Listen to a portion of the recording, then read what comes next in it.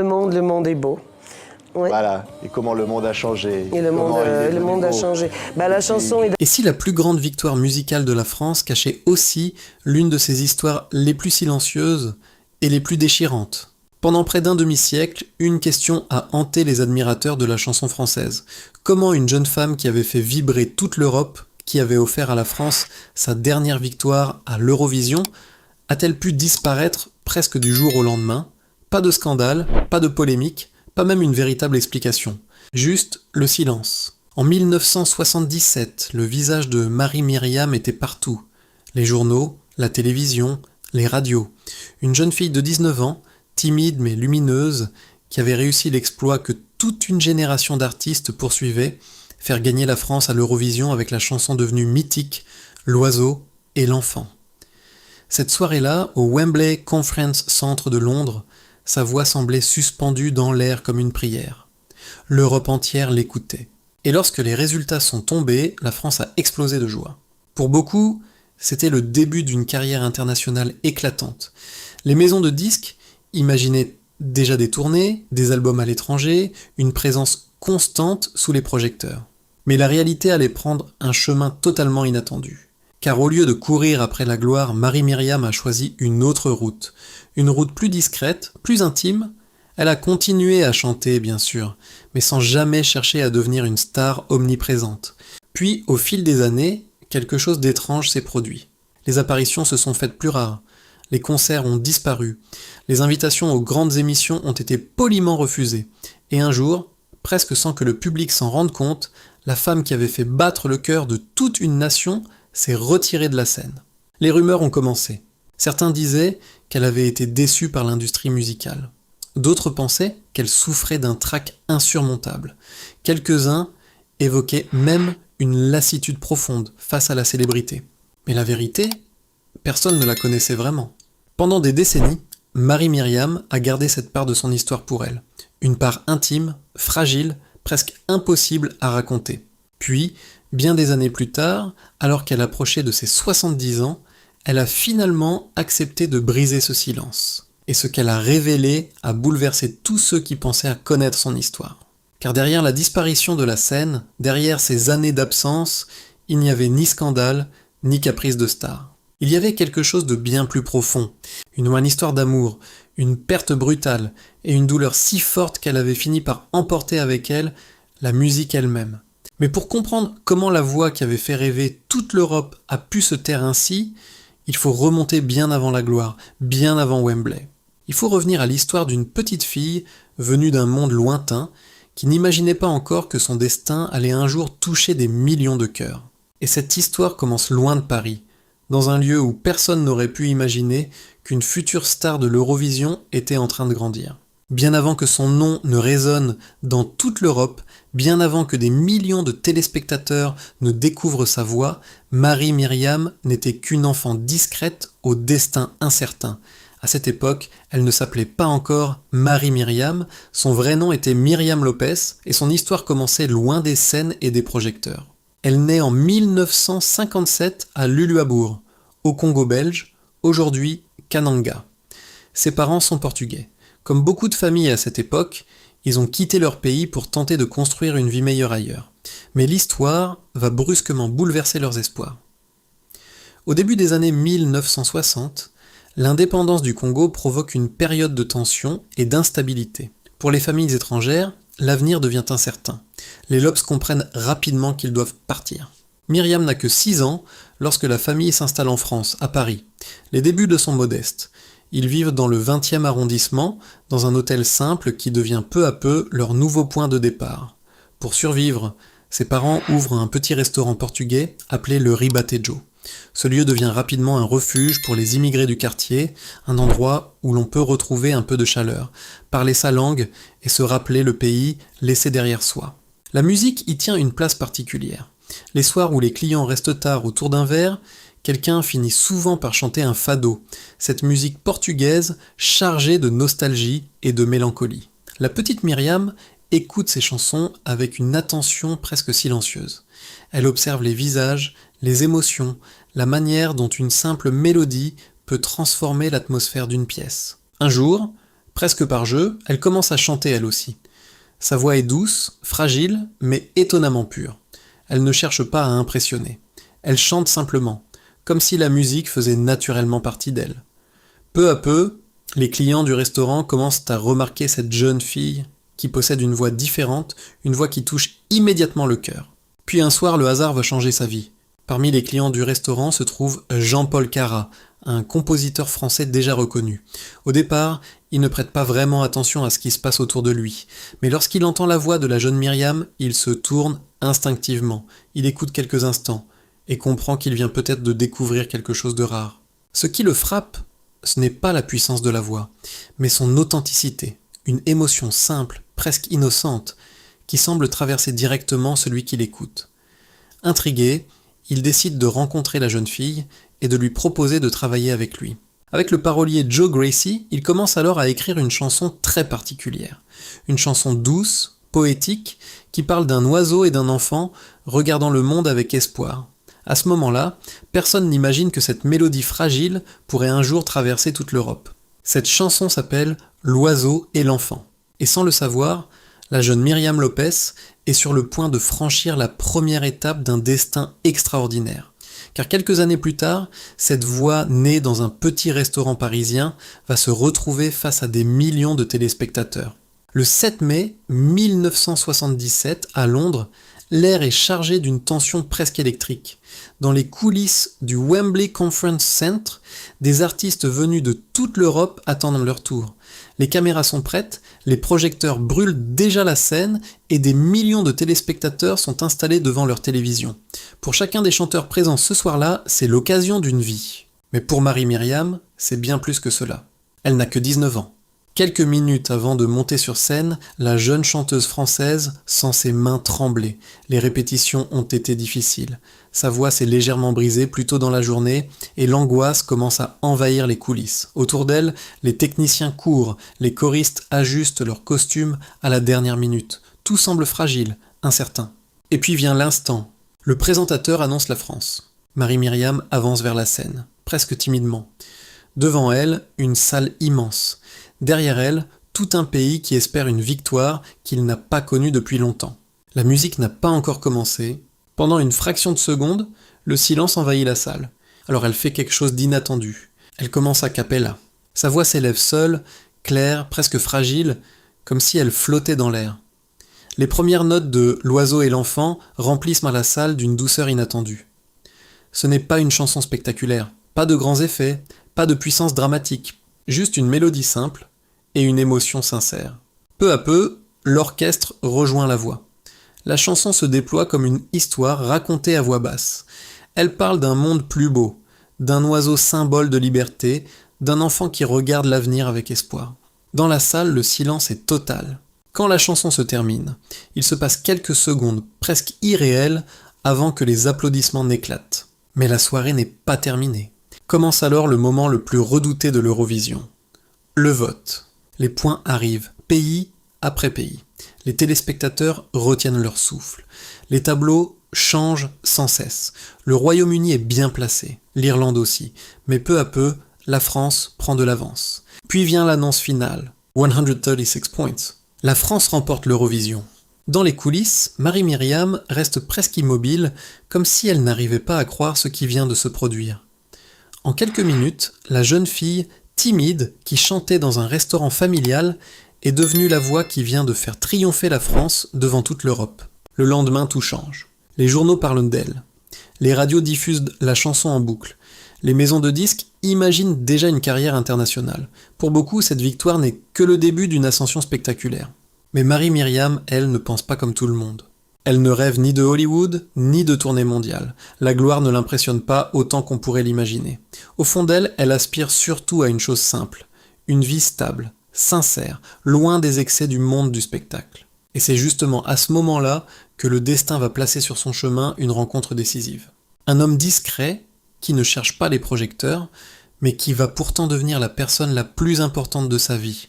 La victoire à l'Eurovision aurait pu transformer Marie-Myriam en une star poursuivant sans relâche la gloire et les projecteurs. Beaucoup d'artistes aurait besoin sauter sur cette occasion, signer des contrats internationaux, partir en tournée à travers l'Europe, s'installer à Londres ou à Los Angeles.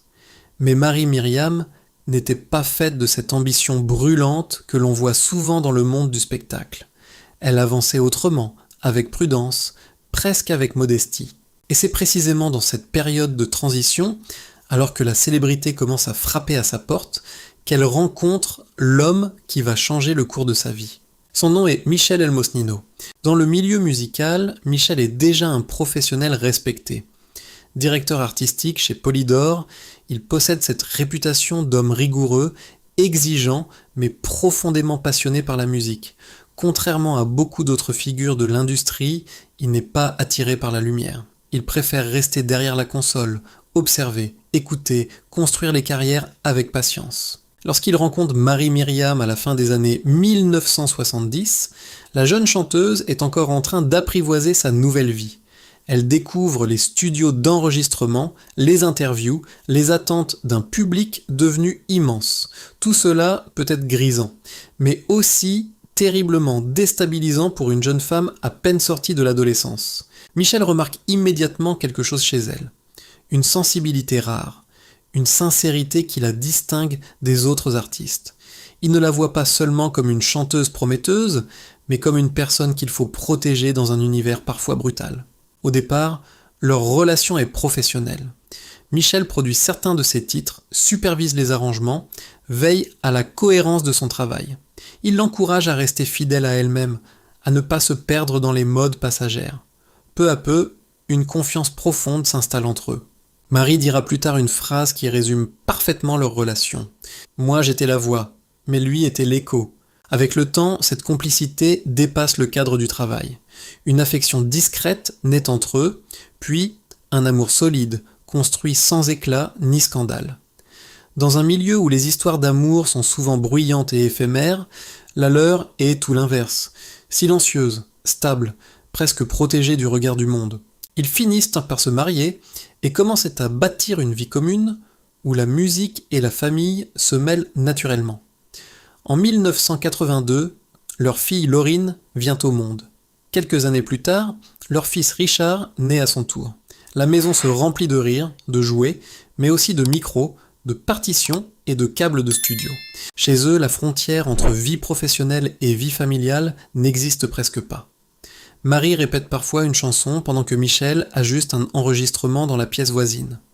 Les enfants grandissent entourés de musique, mais aussi d'un exemple rare.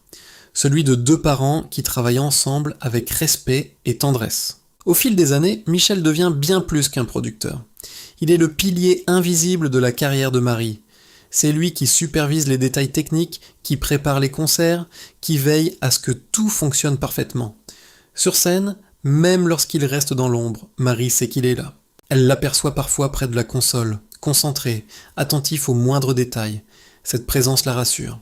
Car pour elle, chanter n'est pas seulement un métier, c'est un dialogue. Et Michel en est une partie essentielle. Pendant plus de 30 ans, leur vie suit ce rythme paisible. Ils traversent les changements de l'industrie musicale, voient passer les modes et les nouvelles générations d'artistes, mais leur équilibre reste intact. Ils ne cherchent pas à être au centre de l'attention. Ils préfèrent construire quelque chose de durable. Dans ce monde souvent instable, leur couple devient une rare exception. Une relation solide, presque indestructible. Mais parfois, la vie ne prévient pas. Elle n'envoie aucun signe. Et un matin d'hiver, au moment où tout semble calme et familier, quelques secondes suffisent pour faire s'effondrer tout un univers. Le 20 décembre était censé être une journée comme les autres. Dans la maison de Marie-Myriam et Michel Elmosnino, l'atmosphère était celle des fêtes de fin d'année. Noël approchait. Les enfants devaient en venir, les petits-enfants aussi. La maison était déjà remplie de ces petits détails familiers qui annoncent les réunions de famille, les courses terminées, le réfrigérateur plein, quelques décorations posées ici et là. Rien ne laissait présager que ce jour-là allait devenir une fracture dans leur vie. Michel se déplaçait dans la maison comme à son habitude. Il parlait avec Marie, préparait quelque chose pour les jours à venir. Tout semblait normal, paisible, presque banal. Puis, soudain, il s'arrête. Il regarde Marie. Et il prononce simplement quelques mots « Je suis fatigué ». Quelques secondes plus tard, il s'effondre. Au début, Marie ne comprend pas vraiment ce qui se passe. Elle pense qu'il a peut-être besoin de s'allonger, qu'il fait un malaise passager. Elle s'agenouille près de lui, retire doucement ses chaussures, comme elle l'a fait tant de fois lorsqu'il rentrait fatigué. Mais très vite, une angoisse terrible s'installe. Michel ne répond plus. Les secours arrivent rapidement, mais la réalité est déjà là. Les médecins parlent d'un infarctus massif. Tout s'est joué en quelques instants, 1 minute à peine.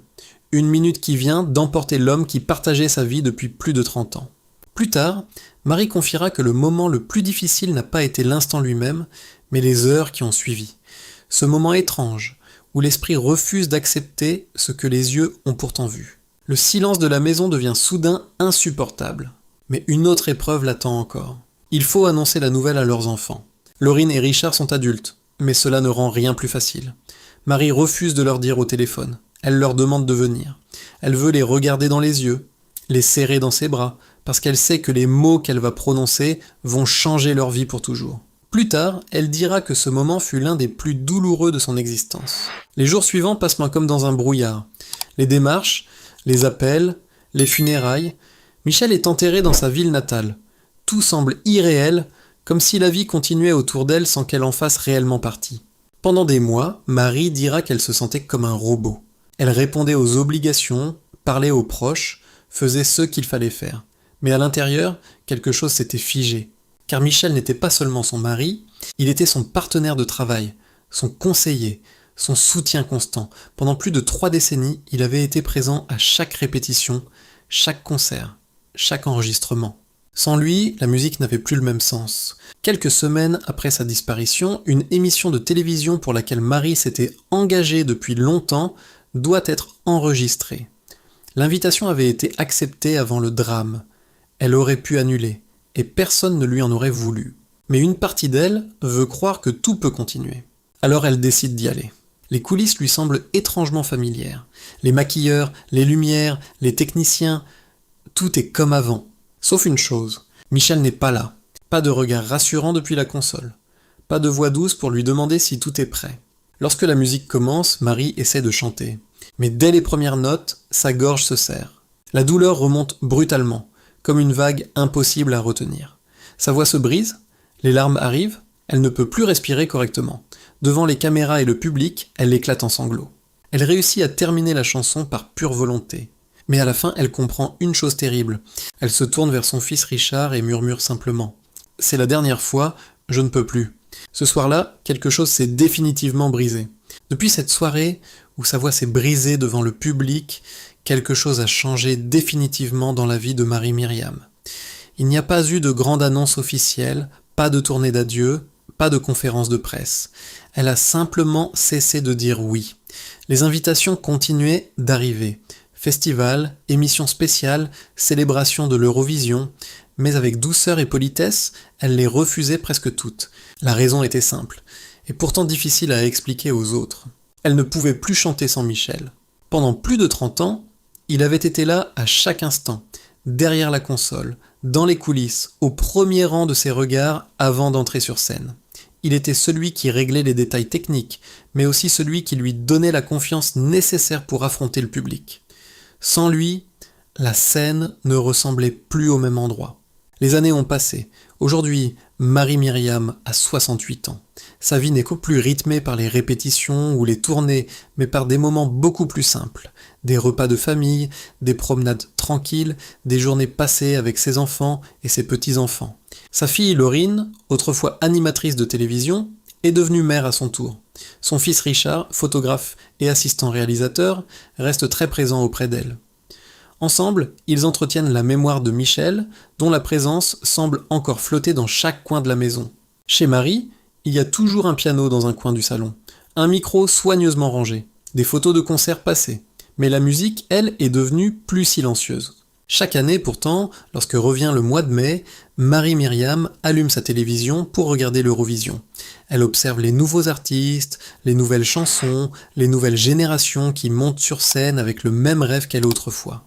Et, parfois, une pointe de nostalgie traverse son regard. Elle soutient toujours la France avec ferveur. Elle espère voir un jour un autre artiste offrir au pays une nouvelle victoire. Mais elle le dit elle-même, ce qui manque parfois aujourd'hui, Ce n'est pas la technique, ni le spectacle, c'est l'émotion. Car c'est cette émotion qui avait touché l'Europe entière en 1977. En 2017, Marie-Myriam a choisi une autre manière de raconter son histoire, l'écriture.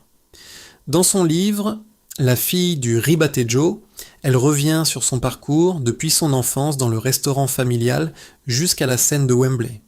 Mais ce livre est aussi une manière de parler de Michel, de cet amour qui a accompagné toute sa vie. Elle dira plus tard que l'écriture fut une forme de thérapie.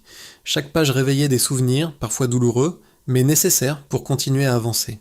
Aujourd'hui, certains lui demandent encore si elle remontera un jour sur scène.